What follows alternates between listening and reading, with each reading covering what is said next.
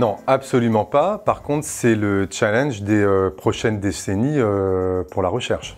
Dans la majorité des cas, quand les traitements antirétroviraux sont arrêtés, la multiplication du virus reprend le dessus. Une des grosses pistes sur lesquelles on travaille, il y a bien sûr la partie immuno, mais surtout aussi la partie réservoir, c'est-à-dire le stock de virus qui persiste dans l'organisme à l'état de dormance chez les patients.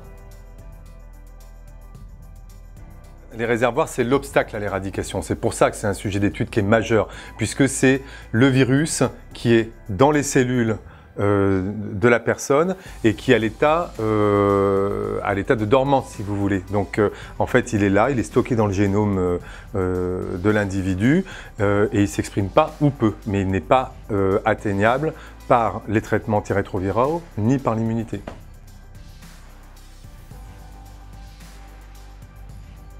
L'enjeu, c'est donc de s'attaquer à ces réservoirs parce qu'on sait qu'ils sont très liés avec le pronostic évolutif de la pathologie, très clairement, sur plein de niveaux. Et c'est surtout que ça permet, en les étudiant, d'augmenter nos connaissances sur le plan physiopathologique de la maladie, enfin de l'infection, du virus, du fonctionnement du virus dans ces cellules immunitaires, justement.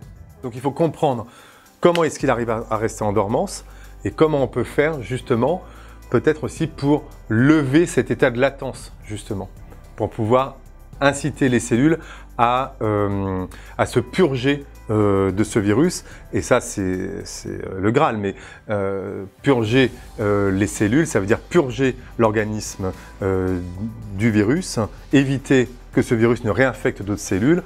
Et donc, ça, c'est le Graal pour l'éradication. Mais on en est très très loin. On est beaucoup plus dans les approches, finalement, un peu de rémission, un peu comme de façon analogique à ce qui se fait pour le cancer, finalement. L'infection par le VIH est une épidémie et tout le monde doit se sentir concerné par cette épidémie et chacun peut apporter une pierre à cet édifice en contribuant par un don sur www.sidaction.org. Merci à vous.